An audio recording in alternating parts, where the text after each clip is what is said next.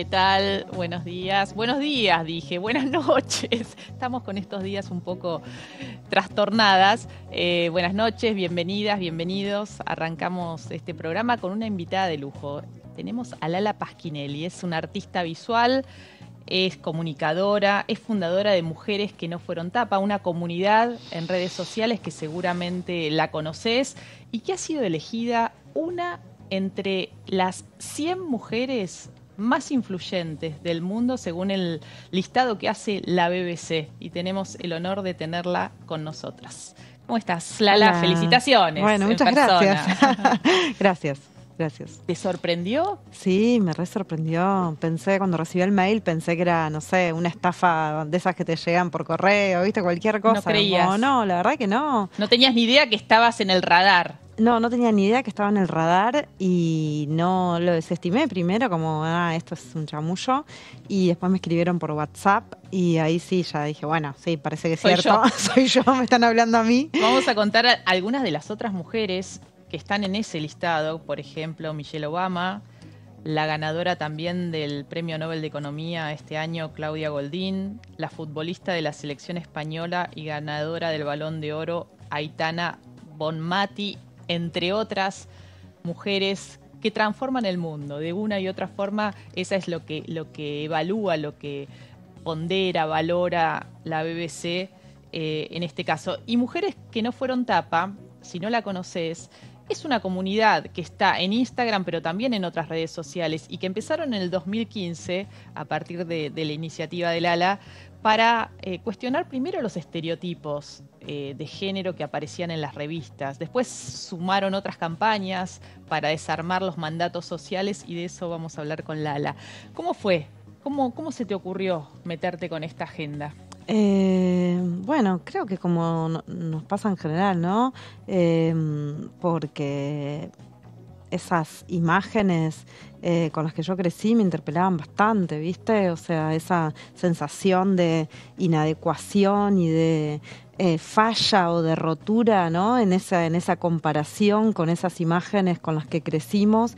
Y no solo las imágenes, ¿no? Sino la narrativa de lo que era la vida de las mujeres y cómo tenía que ser esa vida y qué nos traía la felicidad y todo eso. Los cuerpos también, ¿no? Sí, Esa belleza hegemónica. Claro, los cuerpos, los relatos. Entonces, bueno,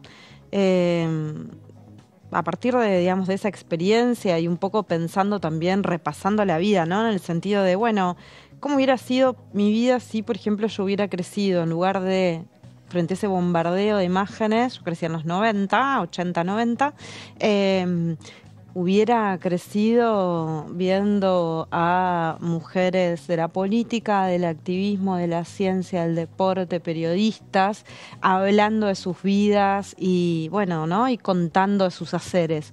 La verdad es que, honestamente, creo que, digamos, muchas de las cosas que decidí no las hubiera decidido como las decidí. Muchas de las, ¿no? Esta cosa de la configuración del deseo. ¿Y a qué cosas te referís? Vos venís naciste en un pueblo, La Emilia, al norte de la provincia de Buenos Aires, ahí cerca de San Nicolás y el límite de Santa Fe, un pueblo muy chico. Estos mensajes que te llegaban de las tapas de las revistas, de esas revistas que uno dice, bueno, antes se decía las revistas del corazón, ¿no? ¿Qué impacto crees que tuvo o cómo te marcó a vos en tu infancia, en tu adolescencia? A mí me marcó un montón. Yo, cuando mis viejos en la década del 80 se fundieron, como mucha gente, nos fuimos a vivir a Junín, que mi abuelo tenía una panadería. Y en la puerta de la panadería de mi abuelo, donde yo estaba todo el día, porque mis viejos trabajaban ahí, había un kiosco de revistas. Yo aprendí a leer con las revistas, o sea, todo sucedía muy en relación a los contenidos de ese kiosco.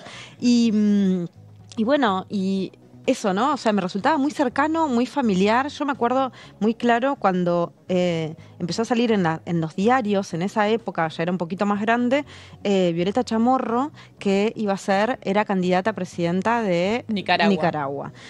Y para mí fue un flash, o sea, se me explotó la cabeza. Era como, o sea, una mujer puede ser presidenta de un país. Como, me interesa. Esto me interesa. Sí, la verdad que yo creo que, bueno, como a todas, ¿no? Si no son las revistas, en nuestra época eran las revistas, después las revistas hoy no existe, no No. se imprimen más, son las redes sociales, porque estas mismas mujeres, esta misma construcción de ese ideal hoy funciona con las mujeres con más seguidores en redes sociales, por ejemplo, Claro. digo, ¿no? La misma iconografía, las mismas imágenes, los mismos discursos, menos palabra inclusive, ¿no? Y tenés los filtros, además. Y tenés los filtros, además, y los programas de edición y todo esto. Y también las historias que se cuentan, que son las mismas y que se cuentan más con imágenes probablemente. Digo, hay menos relato y menos palabra, ¿no?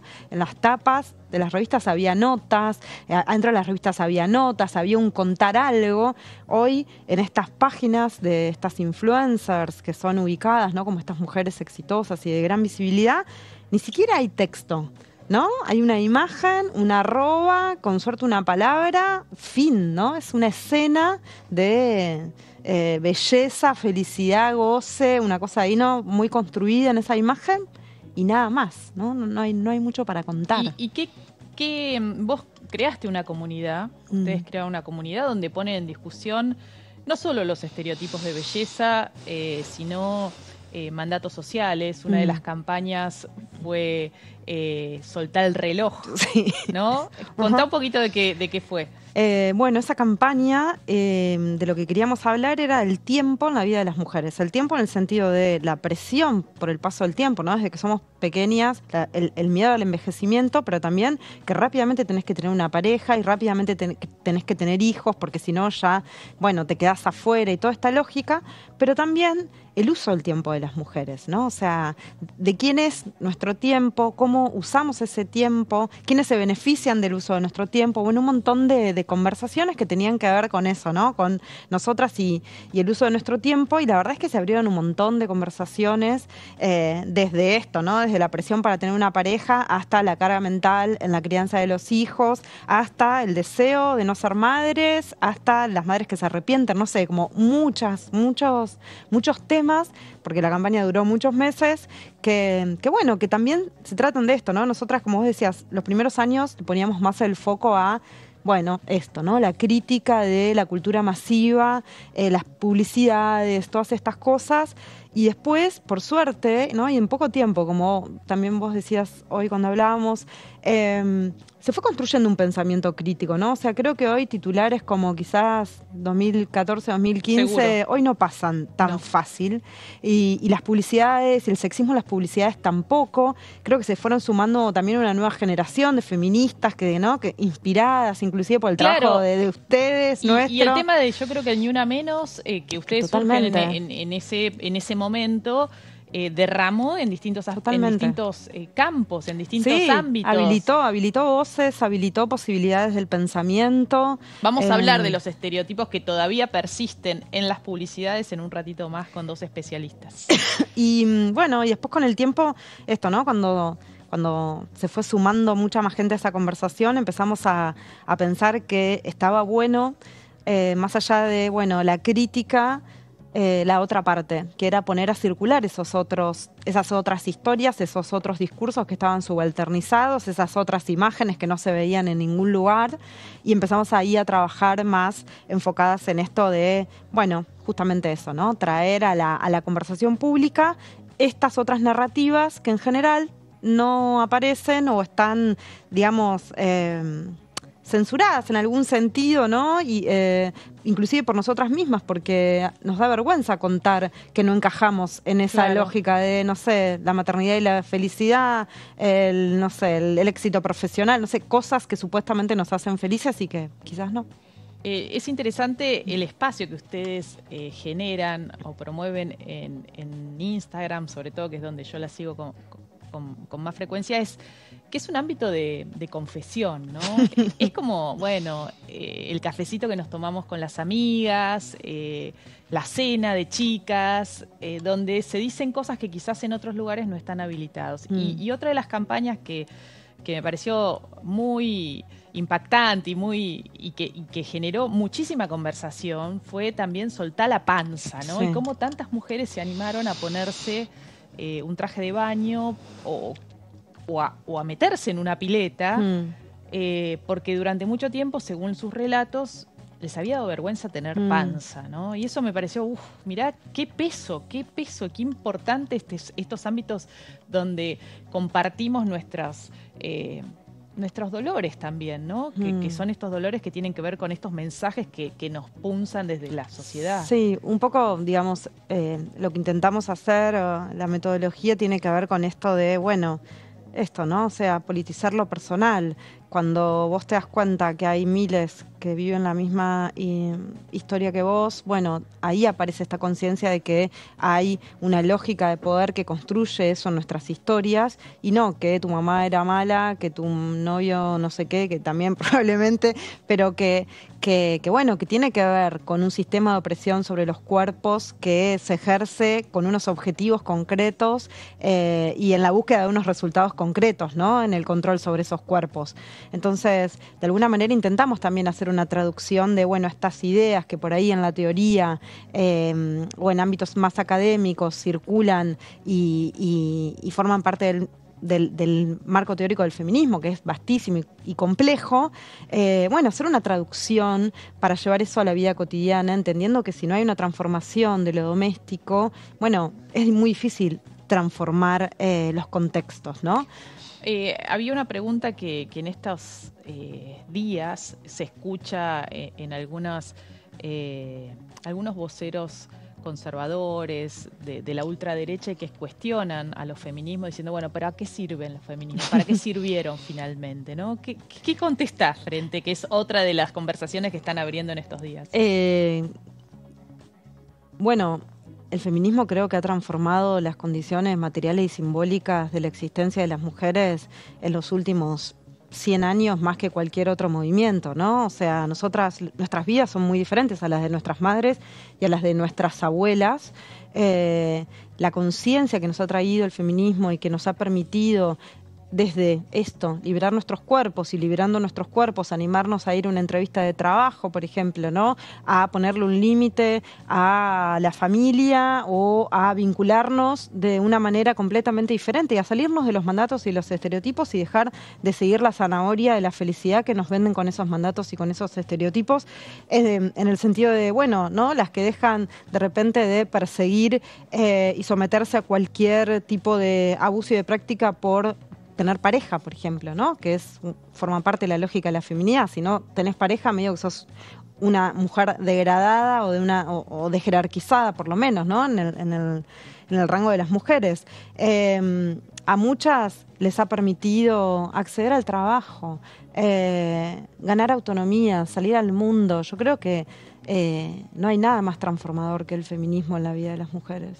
Hablar de violencia de género también, ¿no? Sacarlo también del ámbito de la intimidad y también la conquista del derecho a decidir sobre nuestros cuerpos y con eso el derecho al aborto. Ahora se cumplen 3 años de la ley. Vamos a estar hablando en unos minutitos más sobre, bueno, qué pasó en estos 3 años. Muchas gracias, Lala. Gracias a vos, Mariana. Muchas gracias. Felicitaciones nuevamente. Gracias. Un placer tenerte acá.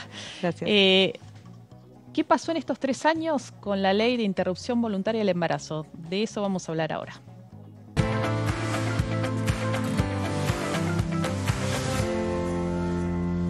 A 3 años de su reconocimiento como un derecho, el aborto es no solo una prestación más que brindan los equipos de salud en los 3 subsectores de salud, sino también un hito para la sociedad que participó en uno de los debates más democráticos de la historia argentina. Así es, como lo resalta en su último reporte el proyecto Mirar, una iniciativa del Centro de Estudios de Sociedad y Estados, en alianza con IBIS Reproductive Health, que monitorea la implementación de la Ley 27.610 en nuestro país. Desde 2020, el aborto se incorporó como una práctica en centros de atención primaria de la salud y en hospitales en todas las provincias, y se duplicó la cantidad de servicios públicos que realizan interrupciones voluntarias y legales del embarazo. Desde la aprobación de la ley hasta octubre de 2023, 245.015 personas accedieron a interrupciones seguras y legales en instituciones públicas de salud. Además, desde que se aprobó la ley hasta junio de 2023, la línea de atención telefónica gratuita sobre salud sexual atendió a 40.563 consultas, 92% de las cuales fueron sobre aborto. Los datos son claros para mostrar el desempeño de la política pública nacional y provincial, aun cuando las desigualdades territoriales para acceder al derecho persisten y deben ser corregidas. ¿Qué pasará con la implementación de la ley con el nuevo gobierno? ¿Habrá cambios? Hoy, en Punto Género, analizamos lo que se hizo y lo que falta para garantizar el acceso a los abortos legales en el país.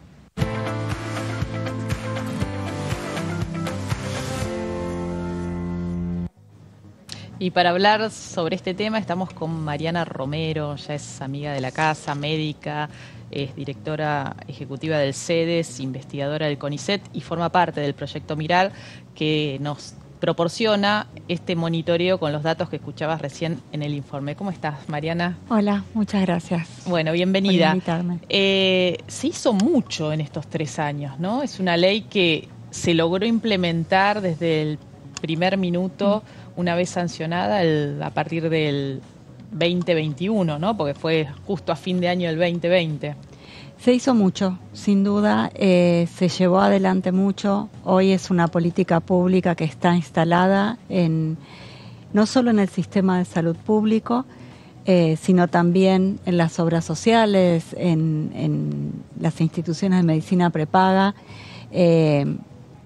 Tiene un buen desempeño, produce información, da acceso, informa sobre derechos. Me parece que hay un montón de conquistas que se plasman en los resultados de la implementación. Y un dato muy interesante que marcaban en el informe, que es parte de este monitoreo que ustedes realizan, tiene que ver con que se duplicaron la cantidad de equipos que realizan estas prácticas, el aborto en los casos de interrupción voluntaria o en los casos de que está previsto en la ley desde hace 100 años, ¿no? Cuando corre riesgo la vida o la salud de la mujer o en caso de que el embarazo provenga de una violación, se duplicaron en todo el país en estos 3 años. Y esto habla de una decisión política en cada uno de las provincias, de los municipios donde están estos hospitales, ¿no? Y la formación de equipos. Sí, pasamos de 900, previo a la sanción de la ley, a 1.900 instituciones del sistema público que dan acceso. Por supuesto que la distribución es heterogénea y depende de una serie de factores diversos de acuerdo a las condiciones de cada provincia. Pero el avance está, el acceso y la búsqueda de información. Yo creo que el dato que ustedes mostraban recién del 0800, este número gratuito del Ministerio de Salud de la Nación, que brinda información, que brinda asesoramiento, muestra también la exigibilidad de la ciudadanía hacia esta búsqueda de atención, hacia la decisión de lograr garantizar este derecho que las asiste, ¿no? La ley sancionada en diciembre del 2020 establece esto, ¿no? Que se debe garantizar la práctica, que es gratuita. Ahora, hemos escuchado voces muy potentes del nuevo gobierno que va a asumir en poquitos días en contra de esta ley, incluso con propuestas de llamar a un referéndum, de intentar derogarla por las vías del Congreso, ¿no? Que es donde deberían tener los votos suficientes en todo caso. ¿Crees que va a haber algún tipo de avanzada en ese sentido? O ha sido como tantas de estas idas y venidas que han tenido esta fórmula presidencial, con dichos que se desdicen, ¿no? Bueno, yo creo que primero hay que mirar del lugar de donde viene esta ley, ¿no? Esta ley viene de un debate democrático, único, muy pluralista y con mucho sostén de la ciudadanía. Entonces me parece que ese es el primer paso, digamos, o el primer pilar que tiene la ley. El segundo pilar que tiene la ley es cuánto se ha incorporado en la vida cotidiana de las personas y del sistema de salud.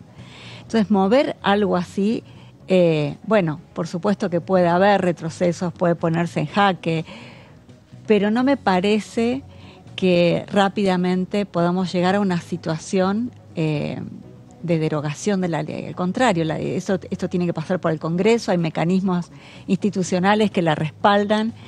La ley además mostró que tiene un impacto muy positivo. Las muertes maternas por complicaciones de abortos inseguros pasaron de 23 a 13 en un año. Eso digamos, es un descenso dramático. Las complicaciones de abortos inseguros que provocaban internaciones en el sistema de salud también han ido en descenso.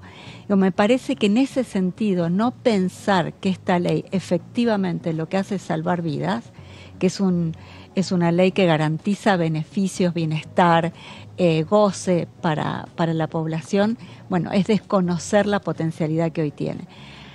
Entonces, pensando en eso, me parece que retrotraer el escenario es complicado. Es complicado y creo que la ciudadanía va a hacer una defensa importante de la ley. Un aspecto que también trae este informe del proyecto Mirar es el dato puntual del descenso de los embarazos en adolescentes, que se adjudica a dos factores fundamentalmente, ¿no? Lo que es la educación sexual integral, que también está prevista desde una ley del año 2006, votada por este Congreso, y el Plan ENIA, que es un plan nacional que depende del Ministerio de Salud, que apunta justamente a la reducción de los embarazos no intencionales en adolescentes. Contanos, del 60% casi es, ¿no? El descenso sí, en general, pero creo que hay una muy buena noticia. No solo el descenso de los embarazos, digamos, y de los nacidos vivos entre las adolescentes de 15 a 19 años, sino un descenso por primera vez de la fecundidad en las niñas, en las que tienen entre 10 y 14 años, ¿no? Pasamos de 2.300 nacidos vivos de niñas a 1.300. Ese es un descenso muy importante. Los embarazos en las niñas son en general producto de abuso, no necesariamente de violencia sexual, a veces es coerción, es seducción, es otro tipo de, no necesita ser una manifestación violenta contra las niñas entendida como una agresión, ¿no?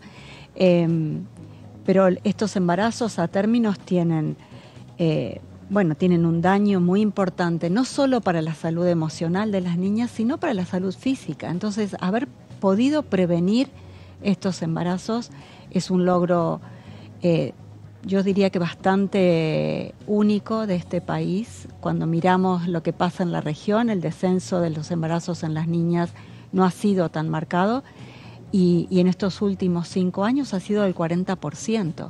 Es un descenso significativo y creo que habla de una política pública sostenida, muy sostenida en la prevención, como dijiste, en la educación sexual integral, pero también en el apoyo y en el aporte importante que el Plan ENIA pudo hacer con las consejerías en las escuelas, con la provisión de métodos anticonceptivos, con el trabajo con niñas, niños en relaciones más igualitarias, de consenso, de consentimiento, de proyección de un plan de vida, de poder pensar qué quiero para mí, para mi futuro, y no necesariamente la fatalidad de un embarazo cuando no es intencional, ¿no? Sí, pensemos lo que significa, ¿no? Esas maternidades forzadas en niñas. Estamos hablando de niñas. Totalmente. Niñas.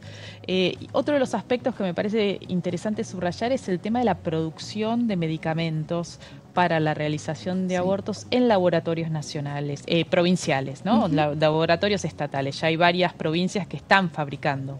Sí. Río Negro, la provincia de Santa Fe, que ha sido pionera, y la provincia de Buenos Aires, ¿no? Y San Luis también.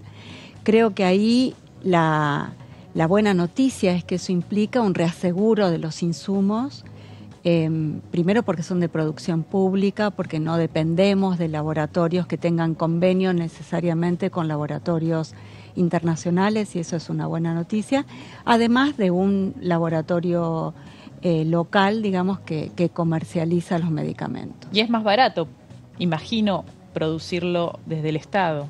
Sí, es más barato, sobre todo para... Frente a la compra, ¿no? Claro, frente a la compra y sobre todo pensando en que otros ministerios de salud de otras provincias pueden hacer las compras y el volumen de compra que pueden hacer a estos laboratorios públicos, ¿no? Porque no hay lucro involucrado. Claro, cuando se debatió la ley, uno de los aspectos que se advertía era, bueno, y si se declaran todos objetores de conciencia, ¿no? Si todos los profesionales en una institución de salud, hay algunas que dependen de iglesias, ¿no? Uh-huh. Que son confesionales, ¿qué pasa? ¿Y qué pasó?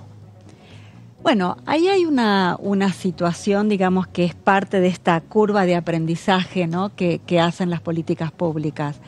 Yo creo que al inicio había cierto temor, mal uso, digamos, de la objeción de conciencia, dado también porque había una sobrecarga en los equipos que daban acceso y garantizaban los abortos que estaban contemplados en la ley, pero progresivamente, con mayor capacitación, con un trabajo también del equipo de salud. Pensemos que esta no es una práctica que tiene que estar pura y exclusivamente en manos del personal médico. Digamos, la Organización Mundial de la Salud tiene sobrada evidencia que el resto o los otros integrantes del equipo de salud, obstétricas, enfermeras, los promotores de salud, pueden cumplir distintas funciones en el proceso y no necesariamente estar sobrecargado en un solo profesional de la salud. Y eso abrió el escenario, permitió un trabajo en equipo, permitió una práctica más democrática y también la autogestión, ¿no? Que hoy es una práctica que está validada. La autogestión es la posibilidad que yo, con información y con eventualmente la consulta, si la necesito, pueda gestionarme mi propio aborto dentro de las primeras 12 semanas de gestación, ¿no? Como una práctica segura. ¿Y qué significó esta ley para la región? Un faro, la posibilidad de tener una ley que en el texto y en la práctica sea una ley con expresa confianza hacia las personas que buscaban abortos, también con expresa confianza hacia los equipos que implementan la ley y con la posibilidad de un Estado garante que no desborda, que gasta inclusive menos recursos económicos, es más barato, es mucho más costo efectivo atender un aborto legal y seguro en el contexto del sistema de salud que atender las complicaciones. Es un texto maravilloso que creo que justamente pone en juego las tensiones, la decisión, pero también la voluntad de un Estado de garantizar los derechos. La ley prevé unas consejerías, ¿no? Como un espacio de acompañamiento, de reflexión. ¿Se usa? ¿Lo piden porque es optativo? Sí, en nuestra experiencia en general sí, porque aunque tengan la decisión tomada, hay dudas, hay preguntas, hay cosas que no saben, que no sabemos. Se puede dar opción a los distintos tipos de procedimiento. Es un espacio en general valorado y es un espacio que ocupa un tiempo y una dedicación de equipos de salud y también de la comunidad. Creo que la posibilidad de tener distintas fuentes de información ha hecho que las preguntas sean más refinadas, que las consultas y que se dé lugar también a la ambivalencia que a veces aparece frente a una gestación que no era intencional, ¿no?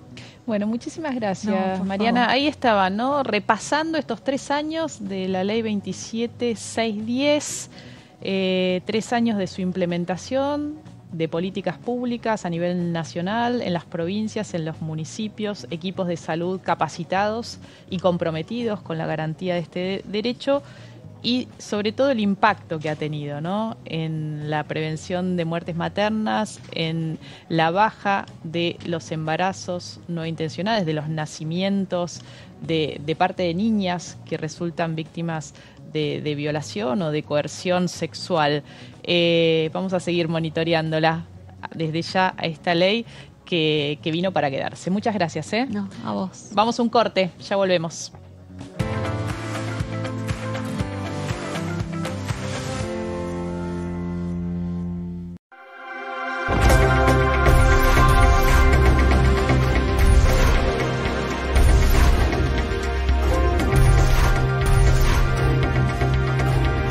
Ellos son tu voz, en la segunda edición. DTV, el periodismo en el Congreso.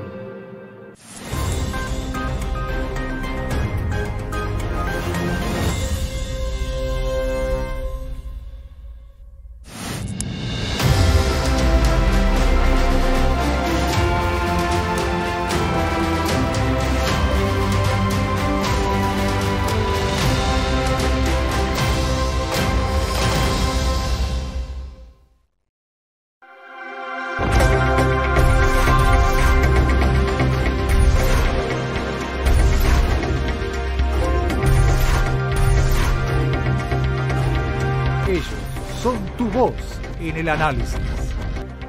DTV, el periodismo en el Congreso.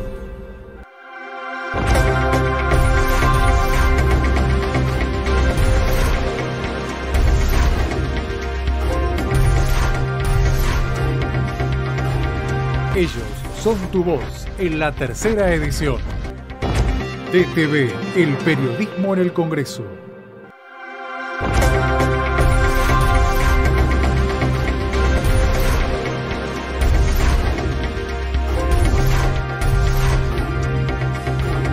Ellos son tu voz en la primera edición. DTV, el periodismo en el Congreso.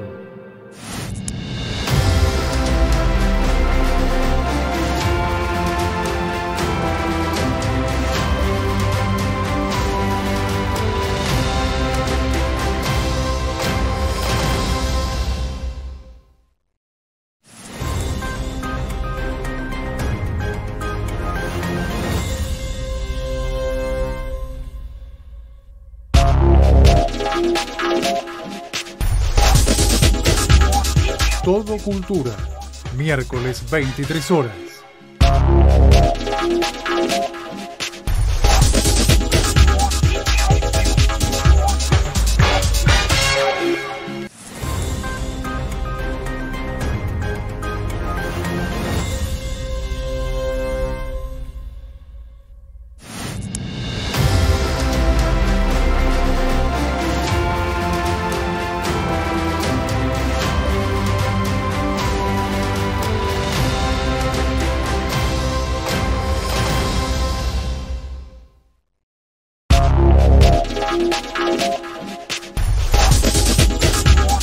Ecoagenda, jueves 23 horas.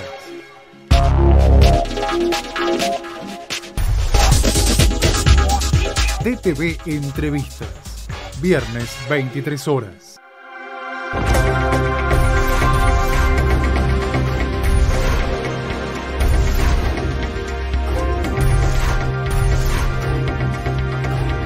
Ellos son tu voz en la segunda edición. DTV, el periodismo en el Congreso.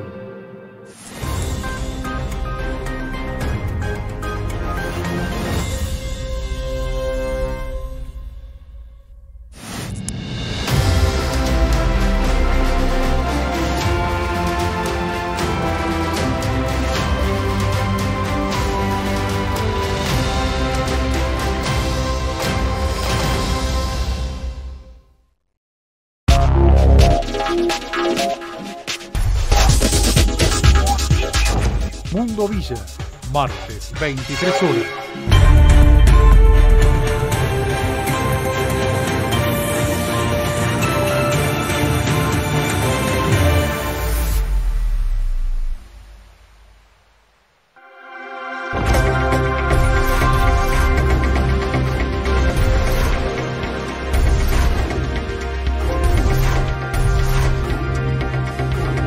Ellos son tu voz en la primera edición. DTV, el periodismo en el Congreso.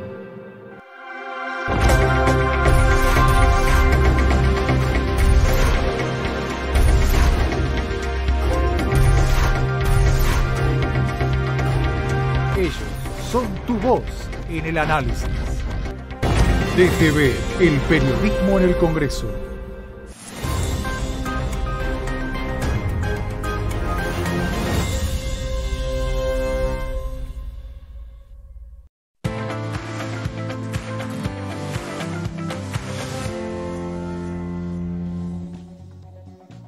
Seguimos hablando de estereotipos de género y puntualmente en la publicidad. ¿Por qué? Porque se acaba de dar a conocer, de anunciar los resultados de una investigación en el marco de una alianza contra los estereotipos que lidera ONU Mujeres y que trabaja acá también con el sector privado. Y estamos con representantes de Mujeres en Publicidad, MEP, que vienen trabajando desde el sector privado y desde las agencias de publicidad. Estamos con Sol Martín. ¿Cómo estás? Buenas noches. Un placer estar acá. Ella es gerenta de la compañía Diageo, que es una empresa líder mundial de bebidas espirituosas y que es parte de esta alianza contra los estereotipos, ¿no?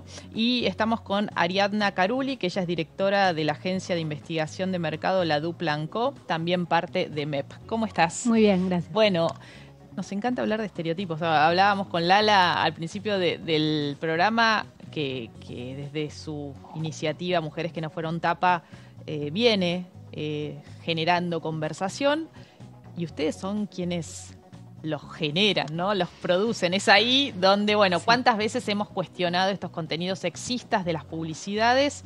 Y yo sé que se pusieron a trabajar, sobre todo desde esta alianza que son Mujeres en Publicidad, que es un colectivo de mujeres que están en distintos espacios involucrados en este sector, ¿no? Y en esta industria. Bueno, ¿de qué se trata esta investigación? Es muy interesante el trabajo que hicimos. Tiene que ver justamente, yo escuché antes a Lala y es espectacular que estemos justo compartiendo este espacio, porque tiene que ver con mostrar el poder que tienen, el poder limitante que tienen los estereotipos dañinos en la comunicación. Nosotros crecemos consumiendo cultura, ¿no? Un poco lo decía Lala y la verdad es que somos conscientes de muy poca cantidad de los contenidos que ingresan en nuestras mentes desde que somos chiquitos y eso va forjando nuestra idea de lo que es normal, aspiracional, de los sueños, de lo que podemos ser.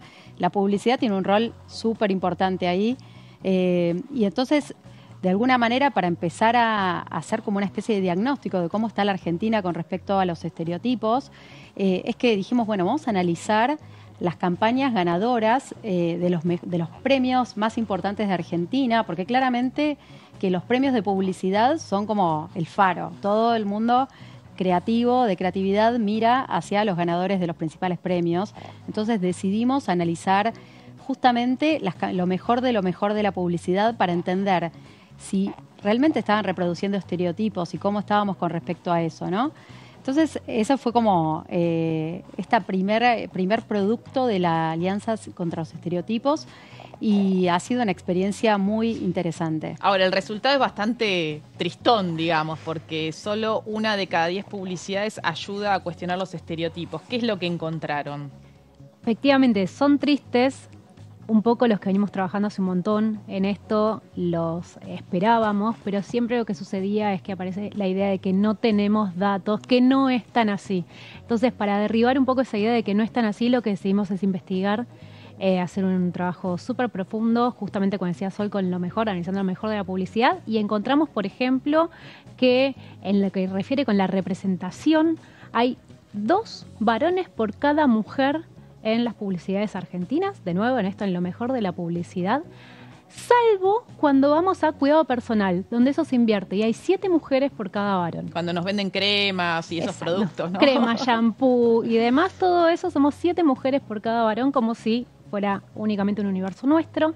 Las identidades no binarias prácticamente están invisibilizadas, aparecen solamente en 2 de las 27 piezas que analizamos, y muy vinculadas también a ser jóvenes y a las situaciones de ocio, de diversión, solamente en eso. Ahora, ¿se puede vender productos sin pensar en ese aspiracional? Porque ¿quién quiere ver la realidad en una publicidad, no? Digo, me pregunto cómo es posible hacer ese cambio hacia publicidades no sexistas, que incluyan la diversidad de cuerpos, de personas, ¿no? De edades, que es otro tema, con distintas capacidades. ¿El cliente no exige otra cosa?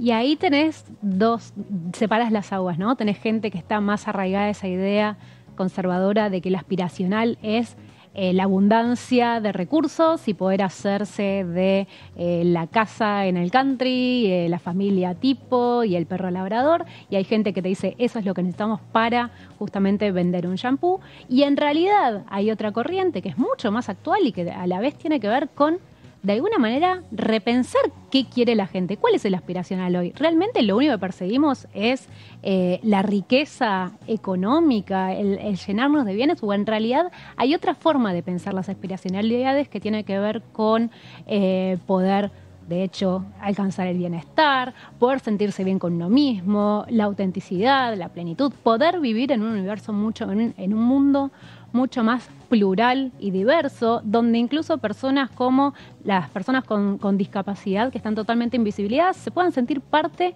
de este mundo. Esas personas también consumen, tienen el mismo poder de consumo que otros grupos que en general están sobre representados. ¿Y qué le pasa del lado de los clientes, no? Sí, justo ahí te quería complementar. La verdad es que hay muchos datos, ¿no? Justamente hoy en día estamos en este cambio de paradigma, las marcas son cada vez más activistas, las marcas que hoy se destacan en el mundo. Si vemos, por ejemplo, el Festival de Cannes, que es lo mejor de lo mejor del mundo, de la publicidad, los casos ganadores en general son marcas que tienen un propósito que van más allá de vender. Y eso es algo que cada vez se lo ve más presente. Y los anunciantes claramente también tienen esa conciencia de que quieren dejar un impacto más allá de la venta de sus productos, que obviamente es su principal objetivo, ¿no? Pero ¿cómo lo hacen? Entonces, hay compañías, bueno, como la que yo trabajo, porque comparto muchos valores que tienen que ver con justamente ser como artífices, ser motores de construir un imaginario que sea más inclusivo, en el cual las personas se puedan ver más representadas, porque básicamente creemos que es lo que hay que hacer. Y por otro lado también, por suerte, aparecen cada vez más estudios que muestran que las personas, cuanto más se identifican con los valores, también están dispuestas a consumir más, incrementan su intención de compra. Hay una cuestión también de compra asociada a los valores, ¿no? No es solamente esta idea de la belleza hegemónica que te limita, todo lo contrario. Hoy las personas que no se ven representadas han decidido abandonar marcas. Hay muchísimos datos de diversas fuentes que muestran que, por ejemplo, cuando se ve la diversidad representada, aumenta un 45% la intención de compra, aumenta el valor de las acciones, aumenta el poder de la marca, le decimos equity en el mundo de la publicidad, que tiene que ver con esto de la predisposición a preferir una marca por sobre otra. Entonces, la realidad es que estamos como en un momento de transición en el cual existe un modelo viejo que está presente todavía, lo podemos ver en los resultados del análisis, más tradicional, donde se siguen reproduciendo estereotipos dañinos y limitantes, pero a la vez existe un universo de compañías y de marcas y de personas involucradas en estos procesos, de agencias, que tienen otra visión y que entienden que las marcas pueden ser realmente activistas para crear un futuro diferente, un mundo, empezar a crear estas imágenes, ¿no? Esto de que vemos que la inteligencia artificial crea imágenes que no existen. Bueno, nosotros como creativos, como personas de marketing, podemos crear estos imaginarios nuevos, donde vemos a hombres emocionarse, a hombres involucrados en el trabajo de la casa, involucrados fuertemente en la crianza de los hijos, donde vemos a mujeres en ámbitos que antes no les eran propios, ¿no? Creo que hoy estamos como en este momento de cambio. A mí me fascina ser parte de esta industria en este momento porque siento que hay tanto para hacer, pero bueno, creo que el punto de partida, el foja cero, es esto de decir, ¿dónde estamos hoy? Y otro punto que me parece interesante marcar es esto de que yo creo que ningún anunciante, ninguna agencia se levanta a la mañana y dice, bueno, voy a crear una campaña que esté llena de estereotipos dañinos para limitar a las personas. Hay una cuestión de sesgo muy fuerte y de falta de información y de falta de conocimiento todavía. ¿Todavía? Sí, yo creo que todavía hay mucha falta de capacitación, porque la realidad es que hoy existe la cancelación. O sea, si vos lanzás una campaña que es un desastre... Las audiencias son cada vez más críticas y eso se ve en las redes sociales, ¿no? Enseguida hay una respuesta, un impacto y esta idea de, bueno, señalar, escrachar o cancelar, como decías vos. Hay una campaña que se hizo desde ONU Mujeres justamente para dar cuenta de qué son los estereotipos dañinos. Creo que la teníamos ahí para mostrarla. ¿Está? La vemos.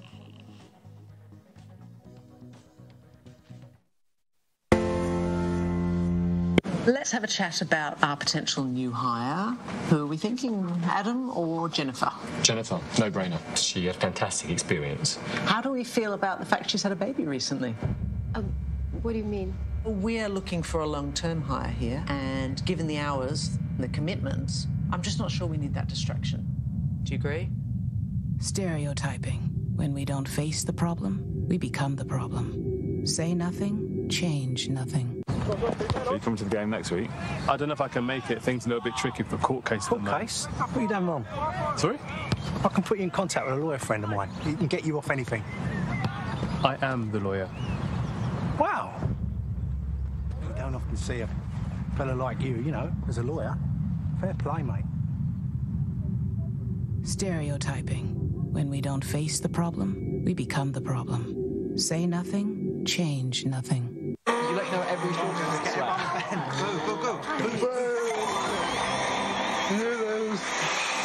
Are you joking? I just lost to this kid. Excuse me? Seriously. Some of us have lives. We can't all practice all day like you. Stereotyping. When we don't face the problem, we become the problem. Say nothing, change nothing.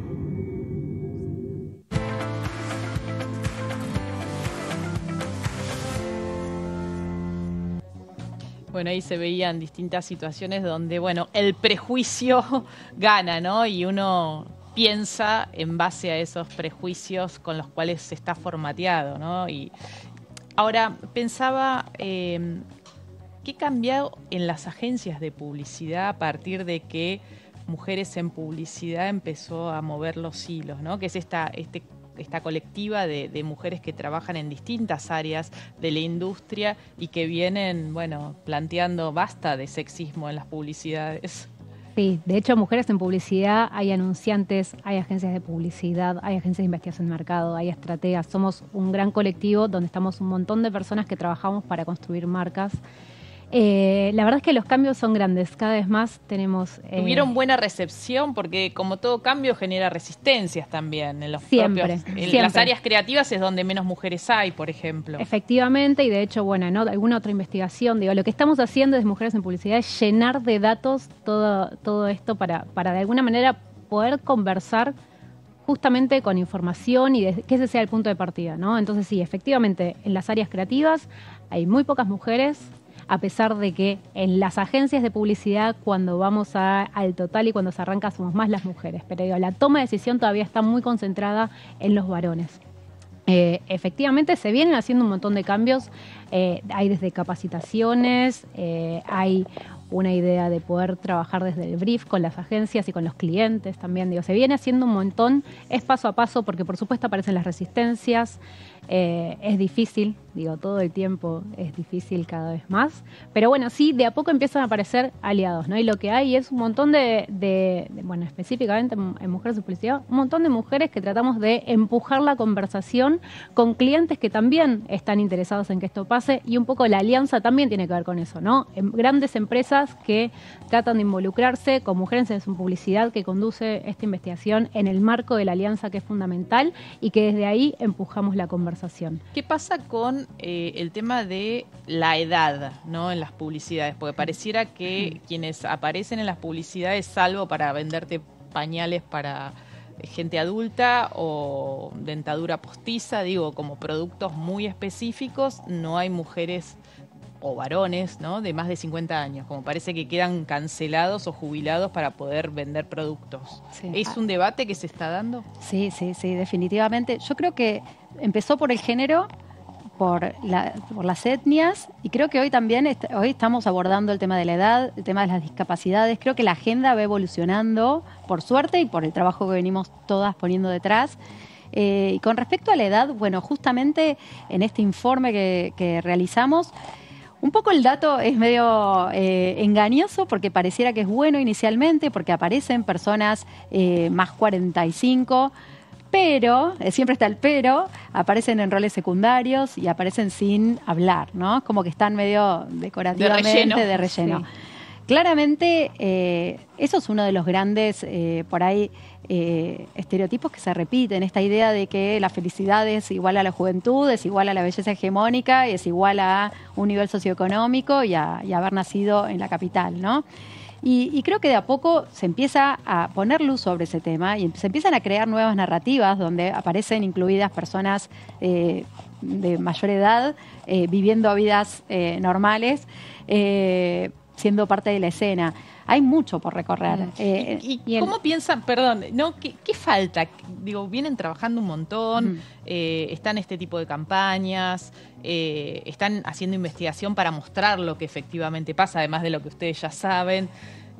¿Qué es lo que sienten que debería transformarse o hacer para que, bueno, tengamos otras publicidades con todos estos condimentos que ustedes señalaban que les faltan? Un trabajo entre todas las partes, porque hay algunos anunciantes que están encarando esto, algunas agencias de publicidad, algunos colectivos como MEP que estamos encarando esta transformación, pero la verdad es que lo que falta es una decisión de toda la industria para que efectivamente vean que en realidad no es solo por convicción, no es un tema de cuáles son los valores que queremos tener como industria, sino que además es un tema de negocio. Y cuando se entienda efectivamente que esto hace que vendamos más porque estás incluyendo en tu target, en tu público, que antes no considerabas un montón de gente que estaba excluida, entonces ahí va a ser la gran transformación. La verdad es que las marcas tienen un fin que tiene que ver con el lucro, digo, para eso son las empresas, pero lo que les falta muchas veces es entender que acá hay un negocio. Efectivamente, digo, si además de vender podemos hacer las cosas bien, está buenísimo. Y eso es lo que nos falta, terminar de convencer a la gente. Bueno, muchísimas gracias, muchísimas gracias por habernos traído esta conversación también a Punto Género. Y bueno, nosotras y nosotros nos vamos, se acabó el programa, nos volvemos a encontrar como siempre el próximo lunes. Chau, buena semana.